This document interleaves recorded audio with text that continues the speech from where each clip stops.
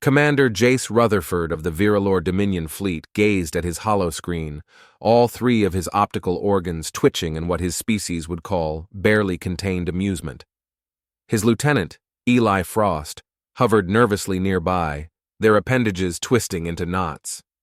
"Sir, according to Galactic Protocol 7B, we're required to review all warning labels before starting first contact procedures," Eli chittered, their bioluminescent spots flickering with anxiety. "Please," Jace dismissed with a wave of his tentacle, barely sparing a glance at the screen. "Have you seen these primitives? They haven't even figured out proper quantum communication yet. They're still using radio waves like savages." The holoscreen displayed the official galactic database entry for Sol 3, known to its inhabitants as Earth. Warning: Classification D-789. Species: Human, Homo sapiens. Threat level: Redacted. The warning label continued. This warning label was compiled from 47 separate unauthorized first contact incidents, 23 failed invasion attempts, and one particularly regrettable attempt at a cultural exchange program involving something called a potluck dinner. Humans are the only known species to label their own food products with warnings about consuming them while operating heavy machinery.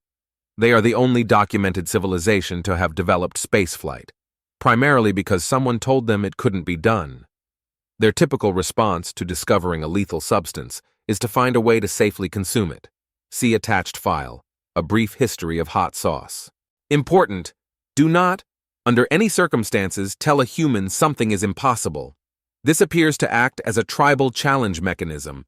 The species has survived 3 near-extinction events by what they themselves classify as winging it. Jace's laughter, a sound like marbles tumbling in a garbage disposal, echoed through the command center. "Look at this nonsense, Eli," Jace snorted. "They put warning labels on their warning labels." Eli's anxiety spots were now flashing in a chaotic pattern. "Sir, there's more," they stammered. "Humans have developed over 7,000 games explicitly designed to injure themselves or others for entertainment purposes. They regularly jump out of perfectly functional aircraft for fun. They consider caffeine a highly addictive neurotoxin to be a perfectly acceptable breakfast beverage. Addendum: this warning label has been updated 73 times in the last solar cycle alone. The Galactic Council employs a full-time team of 12 warning label writers just for human-related incidents." Jace waved it off. "Bureaucratic nonsense," he muttered, closing the hollow screen with another dismissive gesture. "Every cycle, more regulations, more warnings. Next, they'll want us to file insurance forms just to observe a pre-FTL species." "Sir," Eli ventured cautiously, their voice modulator crackling with concern. "The insurance forms are actually on page 47 of the standard first contact packet." Jace ignored them and stretched to his full height, his chromatophores shifting to a commanding shade of purple. "Let me explain something to you, Eli," he said, his tone shifting to one of gravitas. "We are the Viralore. We've conquered 12 star systems. We've subjugated species that can bend gravity to their will. These humans? They haven't even figured out how to modify their own genetic code. They still reproduce through binary cellular division like common spacecraft bacteria." "Actually, sir, that's not—" "The point is," Jace continued, speaking over his lieutenant's correction, "we're going to make first contact with these humans. We're going to demonstrate our superior technology and culture, and they are going to be appropriately awed and subjugated, just like everyone else." Eli's anxiety spots pulsed faster, drawing concerned looks from the bridge crew. "But sir, what about that potluck dinner incident? How bad could it possibly be?" Jace groaned, slapping his tentacle on the nearest console. "Prepare the first contact protocols." And Eli, "Yes, Commander," Jace interrupted, clearly fed up. "Stop reading warning labels, they'll rot your brain." As Jace strutted off the bridge, Eli couldn't help but notice the ship's AI had already begun updating their insurance coverage. Somehow, that wasn't reassuring at all. Captain Emily Carter of the cargo ship. Probably fine was having what she liked to call a Monday. It didn't matter that Earth had long since abandoned the concept of weekdays after expanding across 3 solar systems. Some days just felt like a Monday. "Captain," her ship's AI droned with a tone that suggested it had heard this before. We have an unregistered fleet dropping out of FTL directly in our path. Of course we do, Emily sighed, taking another sip from her mug labeled not coffee, probably rocket fuel. Because why would aliens learn to exit hyperspace literally anywhere else in the system except directly in front of my ship? Your sarcasm is duly noted, Captain, the AI responded. Would you like me to add it to your ongoing collection of things that definitely won't be funny later? Just run the first contact protocols, Argon? Running protocol 0 no. Not again version 47.3, Captain. The probably fine was, technically speaking, a Class C cargo vessel specializing in delivering mildly hazardous materials to Earth's outer colonies. The fact that it had more hidden weapon systems than some small planetary defense forces was, according to the paperwork, a complete coincidence. Meanwhile, on the bridge of the Viralore flagship, Commander Jace Rutherford was preparing for his grand moment of triumph. Attention, primitive vessel! Jace's voice boomed across all frequencies. We are the mighty Vir-Alor Empire. Prepare to be impressed by our superior technology, our grand destiny, and our inevitable domination. Emily's voice cut in, completely uninterested. Listen, I'm running late for a delivery of industrial-strength coffee to the Europa colony. Can we reschedule this invasion for next Tuesday? There was a long pause. Did you just try to reschedule our glorious first contact? Jace's voice, once booming with authority, now faltered slightly. Well, you're kind of blocking the shipping lane, Emily remarked with casual indifference. And I've got about 40,000 colonists who haven't had their morning coffee. Believe me, that's a much bigger threat than your entire fleet.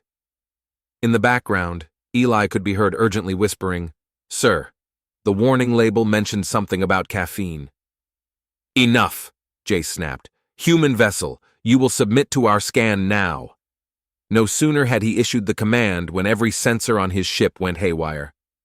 The probably fine was broadcasting on frequencies that shouldn't even be possible, emitting energy readings that made their scientists' tentacles curl in confusion, and somehow managing to appear in multiple locations simultaneously. Sorry about that, Emily's voice came through again, light and breezy. Argon gets a little too creative with the sensor packages. He's still upset about losing that AI chess tournament last month. I lost by one move to a Mars colony training simulator. It was clearly running unauthorized quantum algorithms. Argon chimed in. The command center descended into pandemonium. Half of the crew was frantically trying to decipher the readings, which seemed to suggest that the human ship was present, absent, and possibly made of cheese all at once. The other half was watching in dread as their ship's AI began requesting urgent therapy sessions. This is preposterous, Jace barked, his body shifting to a shade of mauve that signified a growing sense of alarm. Your primitive technology shouldn't be capable of— Oh no, Emily interrupted, her voice dripping with casual humor. You really shouldn't have said the I word. The what? Impossible, she answered. Now I'm going to have to prove you wrong. It's practically a law. Argon, remember that thing we weren't supposed to try because Command said it would likely break all the laws of physics? Initiating Hold My Coffee protocol. What followed would eventually require an entire section in the official First Contact Manual, 17 appendices to be precise. The probably fine performed a series of maneuvers that caused several Kruvakri physicists to spontaneously emit distress signals. The ship somehow managed to appear in front of, behind, and even inside Jace's fleet at the same time, all while blasting something called space radio, greatest hits of the 21st century. Sir, Eli reported, their voice unusually high-pitched. 3 of our AIs have requested immediate retirement, and the fleet's main computer is trying to download something called TikTok. What is going on? Jace seethed. Well? Emily's voice came back, now with a note of mild apology. Technically, we're testing a new quantum tunneling drive by using your fleet as a navigation aid. Don't worry, though. There's only a tiny chance we might accidentally create a temporary black hole. A what? Jace's voice cracked in disbelief. Or would you look at that? My coffee delivery window is closing, Emily continued, as if discussing the weather. I'll send over our standard first contact package. Argon, please share the files. Before Jace could muster a response, every system on his ship was bombarded with data packets containing thousands of warning labels, safety protocols, and something labeled Humanity's Greatest Hits, a compilation of things humans probably shouldn't have done, but did anyway. The probably fine folded space around itself and vanished, leaving behind only the faint scent of coffee and a sense of deep regret. Jace turned to his trembling lieutenant. "Eli," he said, his voice heavy with reluctant understanding, "perhaps we should have read the entire warning label." "Would you like me to prepare the diplomatic incident paperwork, sir?" Eli asked, apprehensive. "No, Eli," Jace sighed deeply. "First, I need you to explain to me what a yeet is and why our ship's AI keeps saying it wants to try one." After the incident with the probably fine, now officially recorded in the galactic database as Exhibit A, Why We Need More Warning Labels, Commander Jace Rutherford grudgingly agreed to follow proper diplomatic procedures. This led him to find himself sitting in a meeting room on Europa Colony's diplomatic station, struggling to make sense of where everything had gone so horribly wrong. The human across the table, Ambassador Derek "that guy" Malone, was precisely the kind of person the warning labels had tried to prepare him for. Derek wore what he called his lucky Hawaiian shirt, adorned with images of something called pizza riding tacos. His smile was the kind that could either solve galactic peace or trigger an interstellar incident, sometimes both at the same time. "So," Derek said, pouring himself his 7th cup of coffee, "let me make sure I've got this right. You saw our warning label, decided it was, and I quote, bureaucratic nonsense, and then parked your invasion fleet directly in front of our crankiest cargo captain?" "We prefer the term cultural introduction force," Jace corrected, his dignity spots pulsing weakly. Right, cultural introduction with plasma cannons." "Gotcha," Derek nodded, taking another sip of coffee. "Want some? It's our special diplomatic blend." Eli, who had been rapidly flipping through the warning labels, began flashing warning patterns. "Sir, according to Section 47B, human stimulants are classified as—" "Don't be ridiculous," Jace interrupted. "If these humans can drink it, how dangerous could it possibly be?" He reached out with one of his manipulator tentacles and grabbed the cup. Derek's smile grew broader. "That's the spirit. Nothing says interspecies trust like sharing beverages." The next few minutes would eventually be classified under reasons why the Galactic Council needs a bigger insurance budget. The first sip hit Jace's system like a small nuclear explosion. His chromatophores cycled through colors that defied normal space-time. All 3 of his hearts began beating in sync with the rhythm of something called staying alive. "Oh my," Jace said, his voice modulator vibrating at frequencies no one had ever heard before. "I can taste time. Is that normal? Also, who turned on the quantum expansion of the universe? It's unbearably loud." "I might have forgotten to mention," Derek said, still grinning.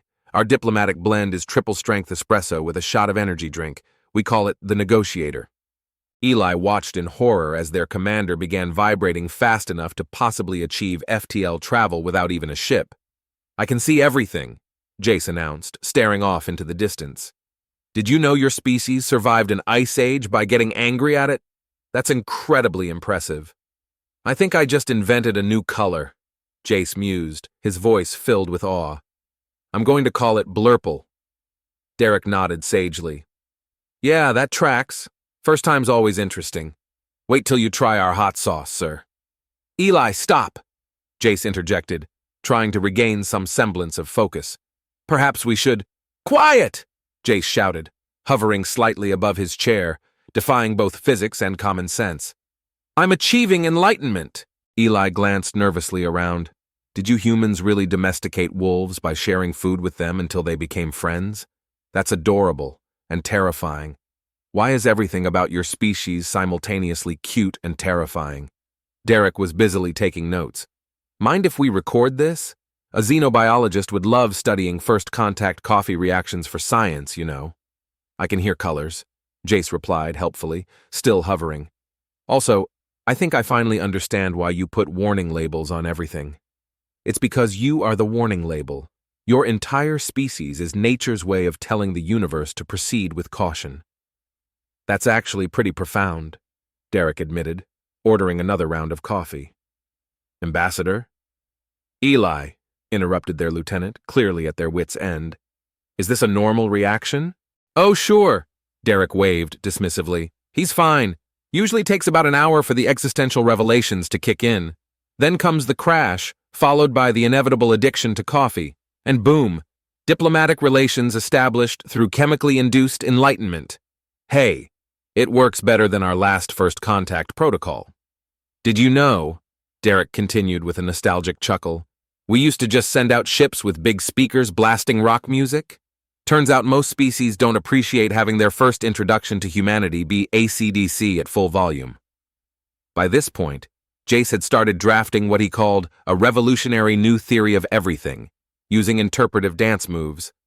His security detail had given up trying to maintain any sense of professionalism and were openly recording the performance. Is that why your species puts warning labels on everything? Eli asked, watching in horror as their commander attempted to explain quantum mechanics via the Macarena. Well, you know how everything can go wrong, Derek laughed. We put warning labels on things because we know someone, somewhere, is going to absolutely try whatever we're warning against. It's like a challenge system. Tell a human not to push a button and measure the time it takes before they push it. It becomes a sport. That's terrifying, Jace said, shuddering. Thanks. We try. Derek grinned, clearly enjoying the experience. Now I want to see what happens when I introduce your commander to something we call energy drinks. Please no, Eli pleaded. Too late, Derek smirked.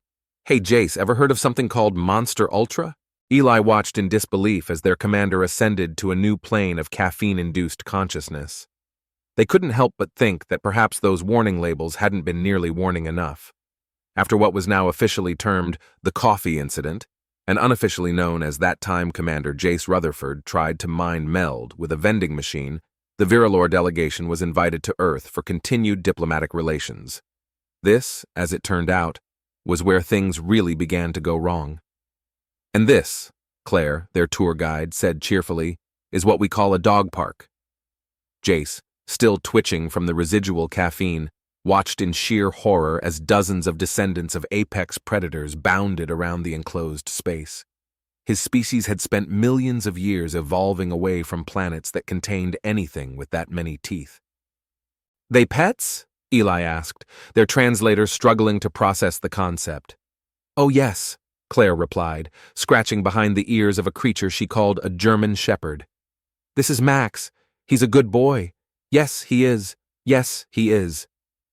Your species, Jace said slowly, his voice barely above a whisper, took pack-hunting carnivores and made them into companions? Well, sure, dogs are easy, Claire shrugged. Wait till you see what some people keep as exotic pets. My cousin has a honey badger. Eli quickly accessed Earth's wildlife database, let out a horrified squeak, and had to be rebooted. Oh, don't worry, Claire said, misinterpreting their reaction. That's nothing. You should see Australia. Everything there is either venomous, poisonous, or both. Sometimes they're even both just to keep things interesting, and humans live there voluntarily. And she added, oh yeah, great surfing, lovely beaches. You just have to watch out for the box jellyfish, the blue-ringed octopus, the sea snakes, the sharks. Actually, maybe stay out of the water. But the land is fine, except for the spiders, the snakes, and the Jace's universal translator gave up processing this onslaught of information and switched to playing elevator music instead. But the most amazing thing, Claire continued, now leading them through what she called a petting zoo, is that humans will try to pet literally anything. Show us a deadly creature, and someone will try to boop its nose.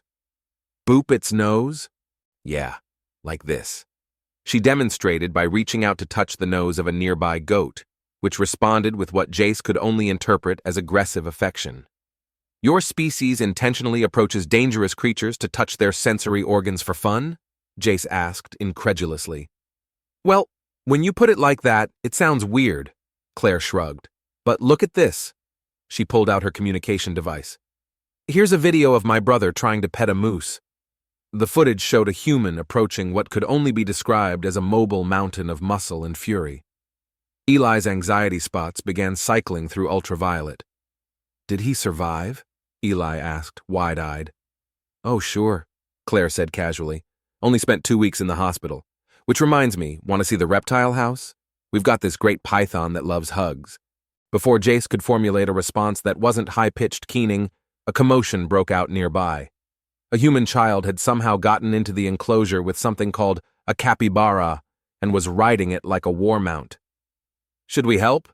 Eli asked, watching the scene unfold with all optical organs wide in horror.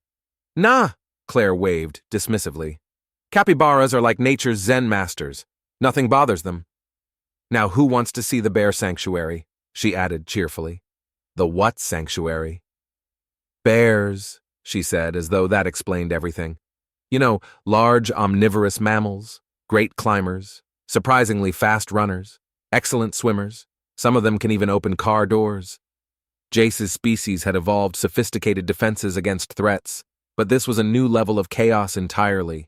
Jace, already using every camouflage mechanism his species had developed over millions of years, was now attempting to employ them all simultaneously. "And these are also pets?" he asked, bewildered. "Well, not officially," Claire replied. "But there was this one time in Russia—" "Please!" Eli interrupted, their anxiety spots now visible from space. "No more Earth stories." "Oh, come on," Emily teased. "I haven't even told you about the time my grandmother fought off a mountain lion with a garden hose, or about my uncle's emotional support alligator." At that precise moment, a human child nearby pointed at Jace and said the words that would haunt his nightmares forever. "Can I pet it?" Now, Tommy," the child's parent said calmly.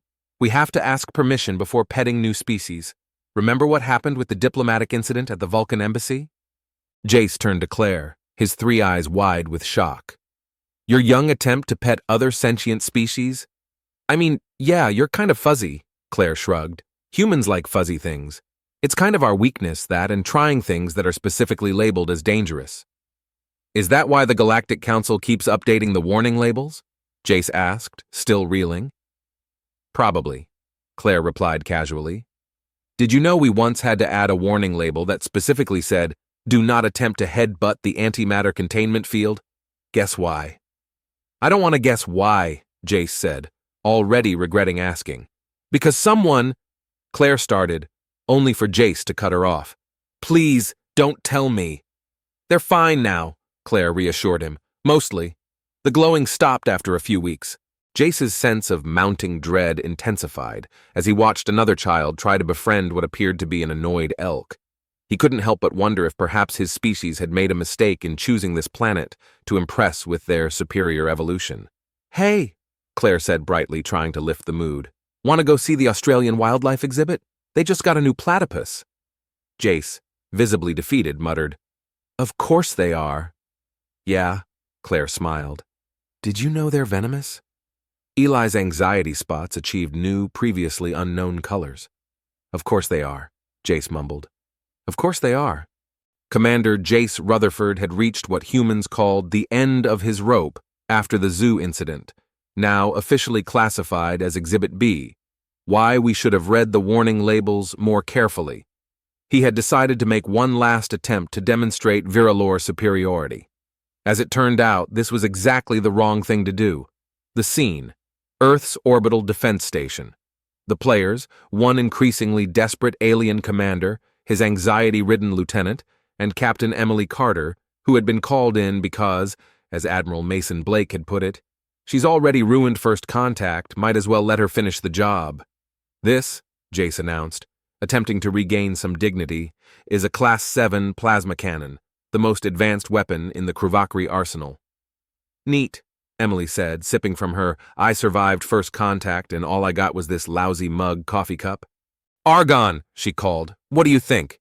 The AI voice emerged from her comm unit. "According to my scans, it's a Class 7 plasma cannon with a slight misalignment in the quantum focusing array. Also, whoever painted it that shade of purple should be tried for crimes against aesthetics." Jace's dignity spots deflated slightly. "How did you—" "Never mind," Emily interrupted.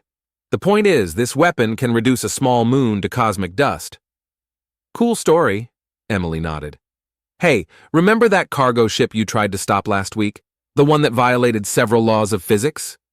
"Yes," Jace growled. "How could I forget?" "Want to know what I was actually hauling?" Emily asked. Jace stared at her, unsure of what to expect. "I assume it wasn't just coffee," she added. No, she replied, holding back a smile. Those were parts for something we like to call a solar system defense grid. Pretty basic stuff, really. Just a network of automated platforms that can redirect solar flares for defensive purposes. Jace's translator struggled to process this. You weaponized your star? Weaponized is such a strong word, Emily mused. We prefer tactically repurposed local astronomical phenomena. Eli, who had been quietly having an existential crisis in the corner, suddenly perked up. Is that why there's a warning label about not threatening human stellar bodies? Oh yeah, that was from last year, Emily said. Some pirates tried to set up a base on Mercury. Turns out parking your fleet that close to a star humans have turned into a point defense system is a bad idea. Would you believe they didn't even read the warning labels? Jace's chromatophores shifted to what his species considered dawning horror purple. But our plasma cannon is very nice, Emily reassured him, her tone surprisingly sincere. Really, it's adorable. Like one of those little laser pointers we use to play with cats. Speaking of which, did Claire show you the big cats exhibit? Lions are basically just murder floofs that we decided to make into internet celebrities. No more Earth animals, Jace whispered, his mind unraveling from the sheer absurdity of it all. Your loss, Emily grinned. Anyway, about that plasma cannon. Want to see something cool? Before anyone could stop her, Emily pressed what appeared to be a completely ordinary button on her command console. Captain, Argon announced, Solar Defense Grid is now tracking the Viralore fleet. Also, I've taken the liberty of downloading their entire database of space shanties. Did you know they don't have any songs about space whales? Tragic. You can't just— I already did, Emily interrupted. But don't worry, this is just a demonstration. Watch this. A beam of concentrated solar plasma, precisely controlled and alarmingly cheerful about its purpose, lanced past the station. It missed Jace's flagship by exactly 1 meter, close enough to give the ship's paint job a nice tan. That, Emily explained helpfully, was about 0.1% of the system's full capacity. Want to see what happens when we turn it up to a whole 1%? No, Jace said quickly, his voice full of urgency. Please. Are you absolutely sure you don't want to? Emily pressed, her grin widening. I've got a bet going with the Europa Defense Force about whether we can write our names in Jupiter's clouds using redirected solar flares.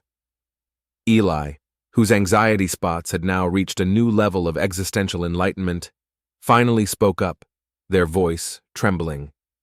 Sir, perhaps this would be an excellent time to revisit the section of the warning labels that mentions human technological advancement being inversely proportional to their common sense. I think, Jace said, carefully eyeing Emily, this would be an ideal time to discuss a peaceful cultural exchange. Fantastic! Emily beamed, her energy seemingly endless. I know this amazing coffee shop on Mars. No more coffee, Jace groaned, feeling his dreams of imperial conquest dissolve like sugar in an overly sweetened cup of human coffee. Fine, Emily shrugged, unfazed. How about something simpler? Ever heard of hot sauce? As Jace's plans of imperial expansion crumbled into dust like an antacid tablet dissolving in hot water, he couldn't help but think that somewhere, some Galactic Council warning label writer was quietly muttering, I told you so. Ouch, Jace muttered again as Emily, still grinning like a cat who'd caught a particularly elusive mouse, added, Just wait until you see what we've done with Jupiter's moons.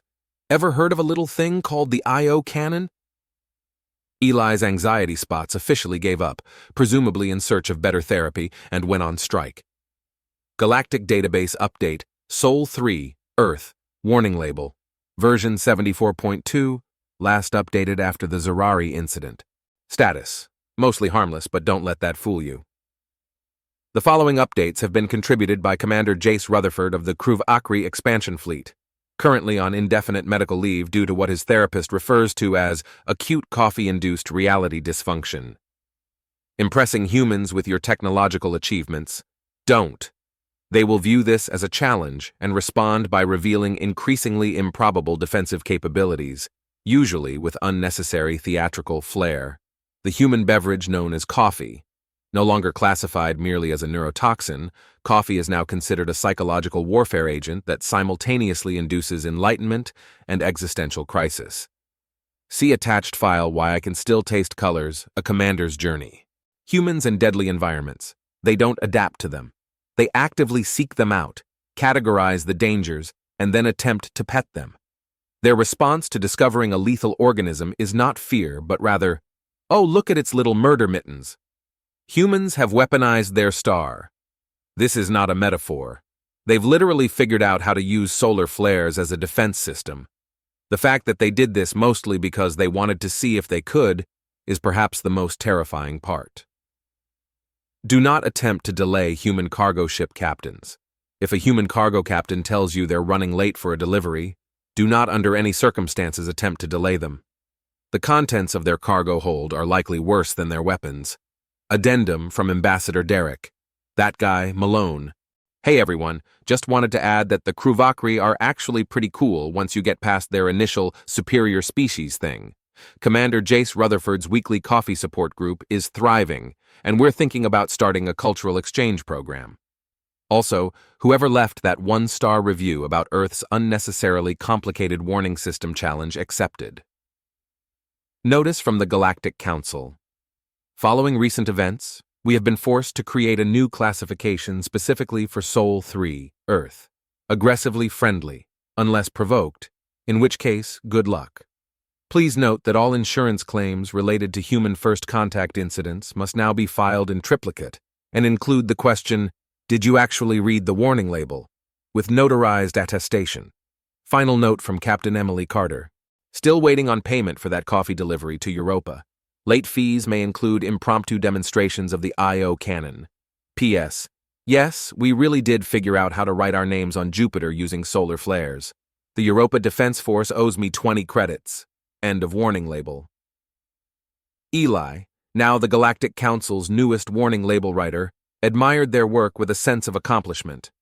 Their anxiety spots had finally settled into a shade of peaceful acceptance, though it came with a side of mild trauma. Meanwhile, in the far reaches of space, a scout ship from a new species was approaching the Sol system. Their sensors detected an unusual amount of radio chatter, most of which seemed to revolve around something called cat videos. Sir, the sensor operator reported, I'm picking up a document being broadcast on all frequencies. It appears to be a warning label. Oh, please, their commander scoffed. How bad could it possibly be? Far in the distance, Captain Emily Carter's coffee sense began to tingle. The universe, as it often does when humans are involved, sighed and began preparing a new set of incident report forms. Because humans don't write history books. They write warning labels. Somewhere in a coffee shop on Mars, Commander Jace Rutherford took another sip of his decaf soy latte against his better judgment. His therapist had insisted, and began tentatively writing his memoirs, which he had decided to title How I Learned to Stop Worrying and Love the Warning Labels.